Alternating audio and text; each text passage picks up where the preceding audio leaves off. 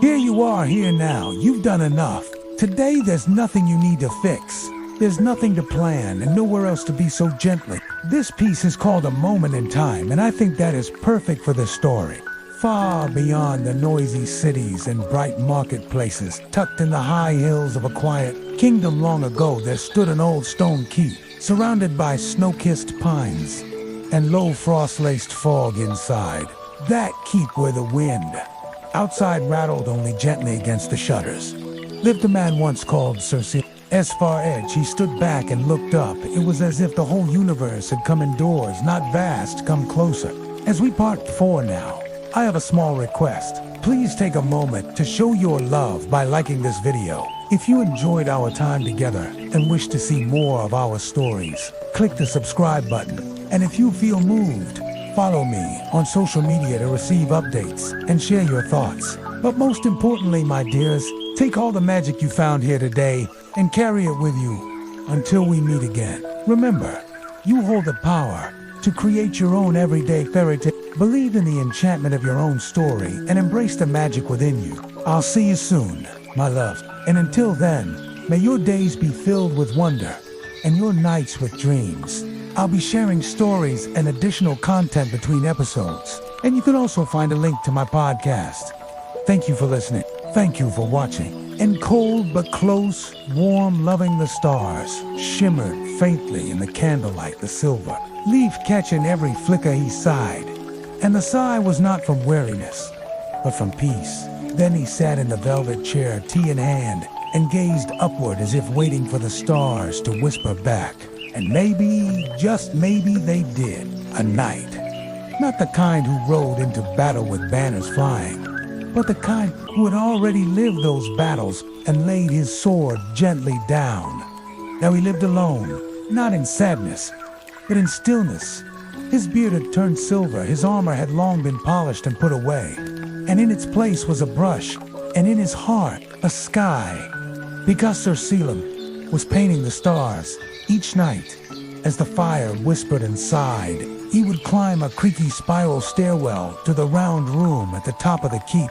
It had once been a watchtower, but now it was something gentler, a study, a sanctuary, and slowly a planetarium. With careful hands, he ground stones, not just any stones, but brilliant blue lapis lazuli, brought long ago by a merchant who traded stories more than coin.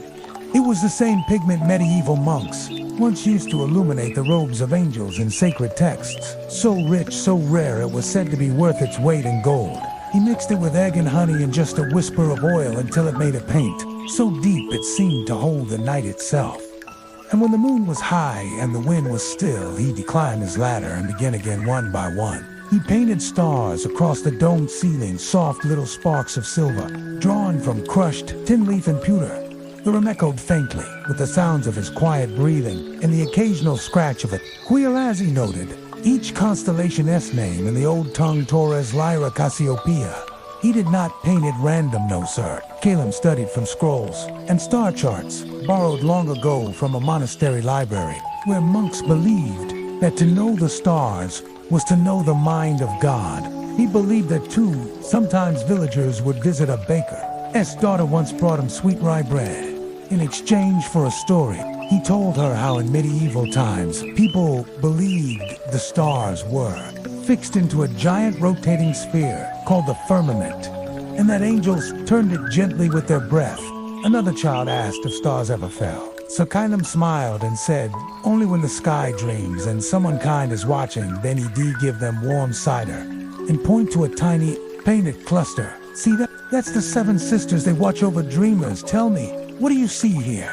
What catches your eye? And now, let's go inside. Take a long, easy breath in and let it go slowly.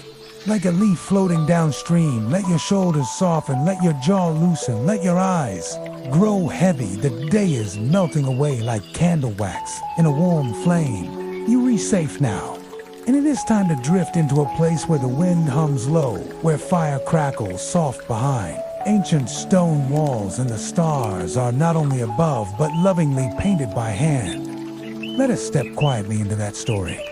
Good evening, my loves. I am so glad you're here, and this lovely artwork was made by Thank you for this gift to both of us.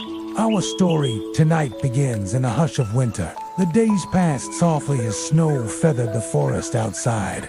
And Sir Kellum, as ceiling grew ever brighter one winter night, after brushing the last tiny star onto the ceiling. And now it is time for us to close this story, and for me to send you on your way. But do you go yet?